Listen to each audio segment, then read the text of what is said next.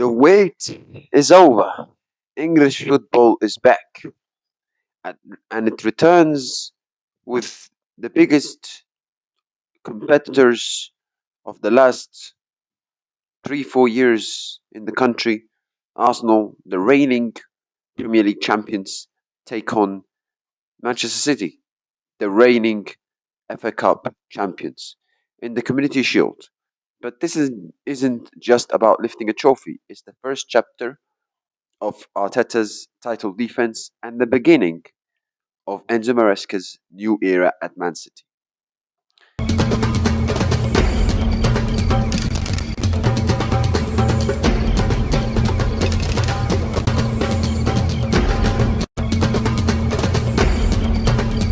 Running a website sounds easy until you are dealing with blogs, pages, events, and about 10 different tabs open at the same time.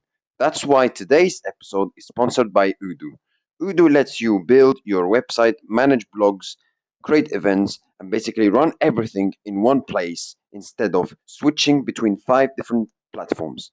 Honestly, it makes the whole process way smoother. If you are thinking about building your own website, blog, or project, check out Odoo using the link in the description below. If you want to start building your own website or brand online, you can check out Odoo in the description below and get started for yourself. So don't forget, guys, to like, share, and subscribe for the new episode of the football show. Let's get started.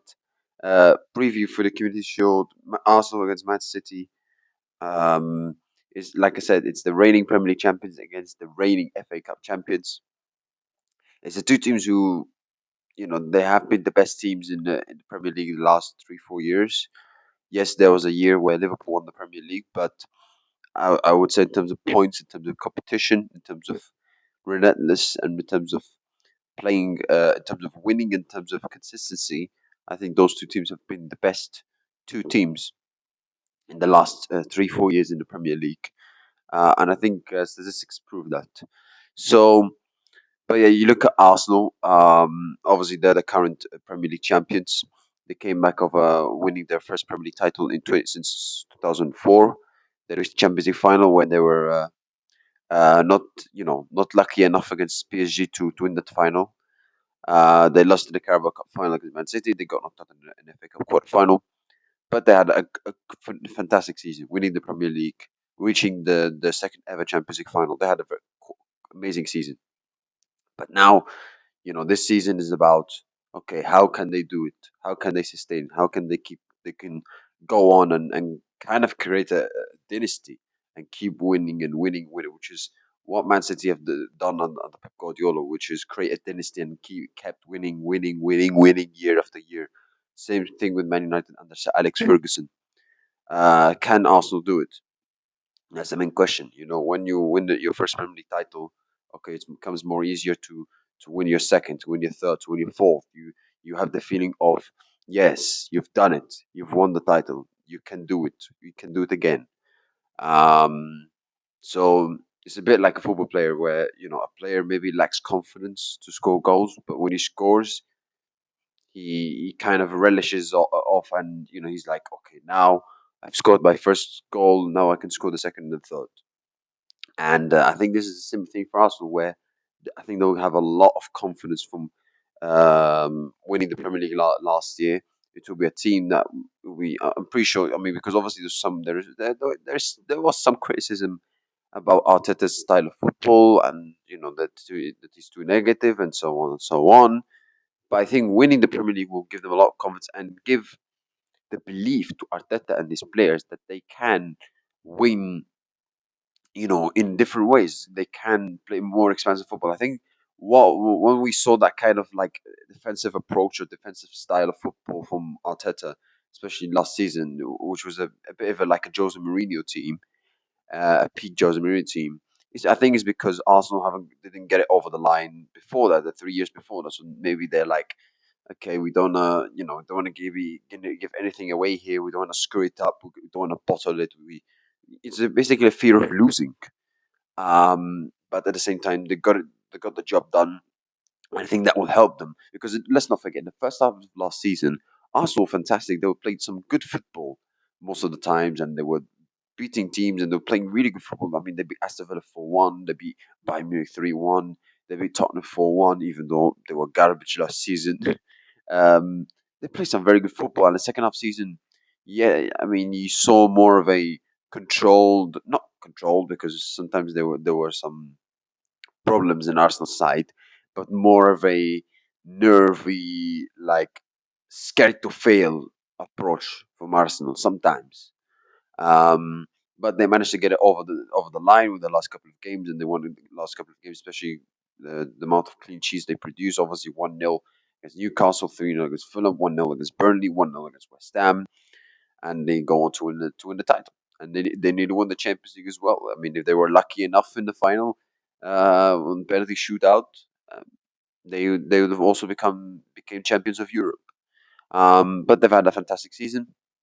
But like I said, it's about continuing. It's about building a dynasty. It's about keep going, and champions go on when others stop. And champions cannot stand still. Man City under Pep Guardiola didn't stand still. Man United under Sir Alex Ferguson, they didn't stand still. And it is the same thing Arsenal have to do if they want to keep winning. Um, you look at some of the transfer business they've made. Trossard left the club. Although, even though Trossard left the club, they brought in a replacement. But even though they brought in a replacement for Trossard, um, the guy from Anderlecht, um, they sold Trossard, and I felt like that was a kind of a mistake in my opinion, because I think Trossard is someone who can make a very good impact of the bench, and he's shown a couple of times, especially West Ham last season, where obviously Arsenal were trying to find a way to score to win which will help them to win the title, and Trossard did that, scoring the winning goal against West Ham, and he scored a couple of crucial goals in the past, especially coming off the bench. And I think Trossard was a better player for Arsenal coming off the bench than starting. But generally, he's a very good player. So I don't know why I felt like it was a mistake from Arsenal's side to let go. But maybe because he's getting older, maybe because he wants to play all the time. Whereas Trossard, didn't get a lot of didn't get 100% game time, like in terms of playing week in week out and playing 90 minutes. That's why maybe he wanted to leave. Um, Also, Arsenal brought in Muslera, the backup goalkeeper, as a backup goalkeeper from Leeds. Also, they signed Bruno Guimaraes, a very very good signing from Arsenal. I mean, he's a quality midfielder. Especially for Newcastle, he was just detrimental to the success that Newcastle have had. I would say from 2022 to last year, where they qualified for the Champions League a couple of times. They reached the Carabao Cup finals twice, and they won the Carabao Cup. And he was a midfielder that was bossing the midfield most of the times for Newcastle. He's a very good player, very good. He can defend, he can attack, he can score goals. I mean, he showed it in the World Cup that he can score goals, and you could say he was the best player for Brazil after finishes during the World Cup with how well he's performing and the crucial goals. Sorry, the crucial contributions that he made, because I think he had like 4 assists or something like that for Brazil in the World Cup. So he's a very good player, but he also can score goals. He's a quality player. He's a quality player, and I think he'll be for sure a big added value for Arsenal. Going forward and defensively as well. So I think that's a quality signing for Arsenal and for Mikel Arteta. Um, there was rumors of them trying to Arsenal bringing Vinicius Junior to the club, but he chose to stay at Real Madrid and sign a new contract. I mean, do I think Arsenal like? Firstly, obviously, I don't think I never thought that this would happen. That Vinicius was going to sign for Arsenal this summer. I expected him to stay at Real Madrid, but at the same time, do I think if he went to Arsenal would help them? I think for sure, yeah, absolutely. He's a quality player. The guy. Also, quick shout out to Odoo for sponsoring today's episode. I was literally updating the site earlier and the blog event setup is ridiculously easy to use. Links below if you want to check it out. Anyway, back to the show. And he's a player. I think Vinicius Junior is a player that he would have elevated Arsenal to the next level. Listen, Arsenal might sign him in the future. Who knows? But I highly doubt it because he signed a long time contract with Real Madrid. But at the same time, I think if Arsenal signed him, I think it would have been an unbelievable signing. Obviously, Arsenal would have sold a lot of T-shirts of Vinicius for sure. But it's a bit like City where they signed Erling Haaland and he took them to the next level in terms of winning Champions League because before him they couldn't win the Champions League. I think this could have been a similar case as well where Vinicius comes in. He's been arguably you could say he's arguably the best player of the world in the last since 2021. From 2021 until 2024, he was the best player in the world, arguably, scoring big goals, crucial goals in crucial moments, scoring the two Champions League finals, winning two Champions Leagues for Real Madrid. A player of his caliber, a player with his experience, scoring big goals, a quality player. He's so like decisive in big moments. I think he would have been a big added value for Arsenal if he came to Arsenal. And like I said, he would have potentially took Arsenal to the next level. I think had Arsenal signed him, but that didn't happen, of course. Um, but at the same time, you look at. I mean, there's also rumors that maybe Arsenal could bring Victor Osman instead of Martinelli, swapping for Martinelli for Galatasaray. I mean, you look at. I mean, Victor Gyökeres he's a very good striker, and he had a decent season with Arsenal last season. In my opinion, he's scoring over 20 goals and he won the Premier League. But at the same time, if Arsenal, let's basically, I'm not sure about Victor Gyökeres. If they're like, yeah, but he's not like he's not like a Harry Kane. He's not like a big striker. He doesn't score a lot of goals, so we're not sure about him. Then I can understand maybe they want to go for Usman. Um, I think Victor Jokic is a good striker. He's a good striker. He's good at what he does. He does what Arteta wants, but also at the same time he can be decisive in the box, and he's a good striker. And he stepped up for Sweden in the World Cup couple in one of their games against Tunisia. But at the same time, if Arsenal want to go to the next level, then maybe I understand they want to go someone for like Victor Osman. And Victor Osman is a quality striker. By the way, I don't know why since 2023 or 2024 when he left Napoli, why have not many top European clubs have went for him. I really don't get it. It's so strange. I don't know why the big teams haven't gone for him. I don't know why Chelsea tried to sign him. I don't know why they didn't sign him. The guy's a college striker. He deserves to play in the big leagues. I don't know why he hasn't gone to the Premier League because he's a top quality striker. And I don't think he deserves to play. With all due respect to Galatasaray in the Turkish league, I don't think he deserves to play in the Turkish league, especially at his career, at his stage of his career where he's still got a lot of years ahead of him. I don't think he should be playing in Turkish league, in my opinion. Um, he's a quality striker, and I'm not comparing him to Drogba, but his playing style is a bit similar to Drogba, where he can link up, he can score, he can link up, he can drop deep, he can assist, he can score. He's very athletic, very strong, very quick, can bully defenders for fun. He's a quality player. He's a quality striker, and I think if Arsenal sign him, he would be a big added value for Arsenal, and especially could like kind of fix the issues of Arsenal have because Arsenal, even though they won the Premier League and they reached the Champions League final last season, sometimes they've had problems in terms of goal scoring wise, especially in attack, especially when they played against teams who are play with low block in a low block approach, and Arsenal will face that this season. Because most of the times, when obviously you're the Premier League champions, and everybody will try to knock you down, teams will try to find some ways to make it difficult for you. And I think Arsenal this season will play a lot of teams who will play with a low block approach this season. So Arsenal have to find ways about it to approach it. And one of them is to sign someone who can make the difference, who can decide games in 50-50 situations, in tight games, and who can score goals and who can make the difference. I think Usman is one of them. Victor Gyökeres is a good striker.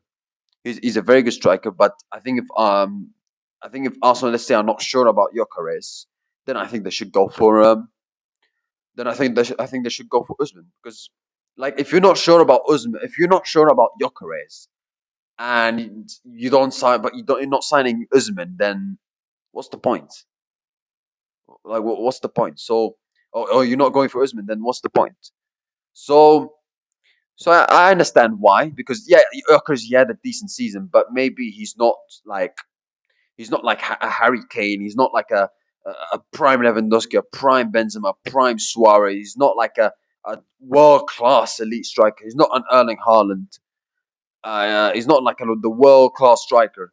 A bit like Gabriel Jesus. He was a decent player. He was a good player, decent striker for City, but he was not like a top level striker. So if Arsenal try to go for Usman, I would understand it, to be honest with you. So especially if a team like Arsenal, who if you win the Premier League and you reach the Champions League final, you want to build on from it. You want to kind of build a dynasty. You want to keep winning. You want to keep winning trophies. You want to keep winning, keep being top of the top of the at the top of the top for the next couple of years. You want to be a bit like you want to kind of create a dynasty, a bit like Guardiola did at Man City or Sir Alex Ferguson at Man United, where they kept winning and winning and winning and winning. So yeah. But for obviously Arsenal also have to be careful, because also in other occasions, because obviously they've got some of their key players who might not be at their best in terms of fitness, especially in the first couple of games in the Premier League. Saka is one of them, because obviously he played in the World Cup with injury. Declan Rice is also this similar situation. He also played in the World Cup with injury, and he also in the last months of Arsenal last season, he had to play with injuries as well. Um, so he might not be at his best early in the season. Same thing for Saka. William Saliba also, he's because of that injury he suffered against Spain in the World Cup semi-final. He's going to be out for a while, so that's why Arsenal are trying to go for Enzo Konza. So so I understand why Arsenal are trying. Obviously, even though Arsenal have a great squad, they want to make sure that almost everything is perfect, and they cope with whatever what case happens with injuries and so on. If there is an injury for a key player, then you can bring in someone who can fill in that position. So yeah, even though Arsenal are the champions, you can clearly see from Arteta's press conference and interviews, and the way the club is running right now, especially with Andrew Bert in charge in terms of transfers. They're not a club that looks like this is gonna stand still. So yeah, I'm pretty sure that Arsenal are gonna try to do some transfer business until the end of the transfer market. As for Man City, a boldly, a new era, a new era begins at Man City, a new chapter, as a Baldy replaces another Baldy at Man City, and that is Enzo Maresca replacing Pep Guardiola at Manchester City after obviously a decade of dominance, a decade of trophies, a decade of beautiful football, a decade of dominance, a decade of making everybody look like absolute stupid in the Premier League. A decade of winning 4 Premier League titles in a row, 100 points, 4 domestic titles in one season. The normal treble as well, winning the Champions League 4 in a row. A new era ends at an era came to an end with Pep Guardiola in charge after 10 years, and now a new era starts with an Italian in charge this time, and that is Enzo Maresca. He's a very good manager. I think he's a very good manager. Obviously, I don't think he's going to do well at Man City as Guardiola did. That's for sure. But he's a very good manager. He did well at obviously he had connections with City in the past. His philosophy, his style of football kind of suits Man City. He was a manager for Man City academy as academy coach basically, and he coached Cole Palmer. He also coached Leicester City, and he did quite well. He was assistant manager at Man City in the treble season with Guardiola. He did well at Chelsea, winning the Club World Cup and the Conference League. Um, obviously, especially in that final against PSG, where the only team Chelsea beat PSG in a final or in a normal times of since 24-25 season in big competitions. So yeah, I think it's Zamerski. Obviously, he had a kind of a, let's say, damage or a bit of a reputation damage to what happened to him in the last 6 months at Chelsea, and especially the truth came out from, or the statement came out from Chelsea that he was focusing on to only to be the coach of City while he was the Chelsea manager and so on and so on. But he's a very good manager. He's a very good manager. He did quite well at Chelsea. Um, and yeah, I think he would do well at City. He's a good manager.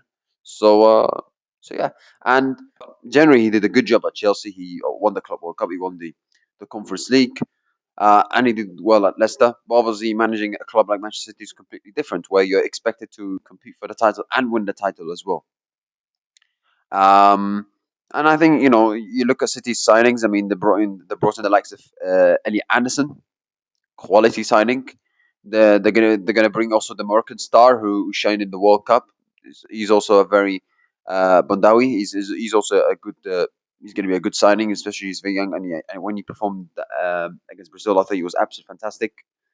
Um, so he's also another good signing for City. Elliot Anderson as well, very good signing. Like I said, they brought in a backup goalkeeper, Man City as well, Rulli. So yeah, I mean they City have made some decent signings. However, the transfer business, as everybody's concerned, and as far as City's fans concerned, it's not over because Rodri maybe could leave. He could go to Barcelona or Real Madrid, or stay for one more year at Man City, and then he goes to Barcelona or Real Madrid, which is a bit similar to what Trent Alexander-Arnold did. Um, but I'm pretty sure Rodri wouldn't want to leave, Liverpool in the way would want to leave Man City in the way Trent Alexander-Arnold left Liverpool. But anyway, um, obviously Rodri coming back of a great World Cup, best player of the tournament, winning the World Cup, captaining Spain to the World Cup victory, and is he gonna go to Barcelona, Real Madrid? I think he will. In the future, I think he will play for Barcelona, Real Madrid. You could see in his interviews, you could see, he's a guy that wants to go back to Spain and wants to play for one of those big clubs. He played in Spain, but he played for Atletico Madrid and for Villarreal. He wants to play for the biggest clubs in the world. City are one of. If you look at them right now, they are one of, in terms of the trophies they've won in the last 10 years, in terms of how well they've performed, how well they're growing as a club in terms of fan base and so on. They are one of the biggest clubs in the world if you look at what they've done in the last 10 years. But Real Madrid and Barcelona is they are something else. It's and obviously he wants to from you can see it that he wants to go, he wants to get back to Spain. And who's it going to be? Barcelona, Real Madrid? I think his playing style, his philosophy, his way of playing, I think suits more Barcelona. I don't think I think he's a more of a Barcelona. When you see Rodri play, I think he's more of a Barcelona guy than a Real Madrid guy, if you guys understand what I mean. Barcelona, where they like defenders who are able to control the tempo, control the possession, can score goals, and also can defend. They are good in suffocating opponents in terms of possession, and a player that is a big part of it. And obviously, Barcelona had historically have had that great players like Iniesta, Xavi, Busquets, and so on. So Real Madrid, Real Madrid, I don't think he.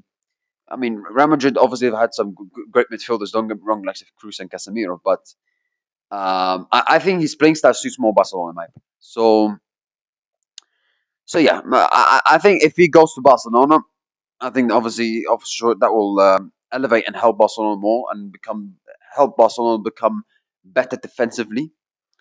If he goes to Real Madrid, then also that's another also a great signing for Real Madrid, and especially Real Madrid have had some problems in that position since Cruz Modric left.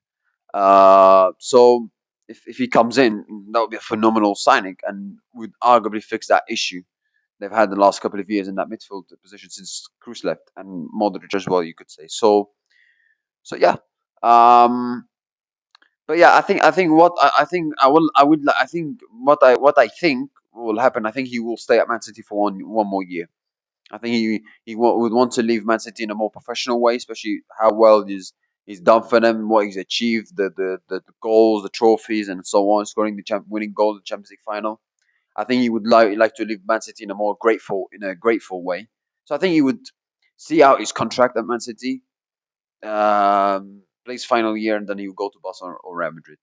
Um, but yeah, I mean, you look at Maresca. I mean, City are they one of the favorites? Can they challenge Arsenal for the title? Well, last season after they beat Burnley, they were top of the Premier League, only on goals scored, but obviously they didn't go on to win the Premier League as they dropped a couple of points. Um, can they close the gap? There's that 7 point gap or 4 point gap to Arsenal to win the title. I mean, when you look at the City squad, it's a very good squad. Yes, they've had some players leaving them last season, like Bernardo Silva and John Stones, but generally it's a very good squad, very good squad. And I think also that what I said it before. I mean, you look at Chelsea. I think 2013, 2014 under Jose Mourinho, where it was kind of a rebuilding site under Mourinho, and they were in the party, in the title charge for most of the season, and then but towards the end they dropped some silly points against Norwich, Sunderland, and so on, and they finished third again, and I think they finished like 6-4 points behind Man City. Liverpool, the final season of Jurgen Klopp, but even though Chelsea didn't win the league in that season, 13-14, they learned from their lessons and they learned the mistakes they did in that season, and the next year they got better and they won the league. That was the under Mourinho, the second stint at Mourinho at Chelsea. Uh, Liverpool and the Jurgen Klopp, the final season Jurgen Klopp, where they were mostly top of the Premier League in that season, if I'm not mistaken. And then towards the end, they dropped a lot of points and they lost the title by, I don't know, 8-7 points to City. But the next year, under Arne Slot, they came back stronger and they won the league. I think this could be a similar thing also happening to City. I'm not saying City going to win the league, but I think City could, even though they lost the title last year, and even though Guardiola left, I think you could see them getting stronger this year.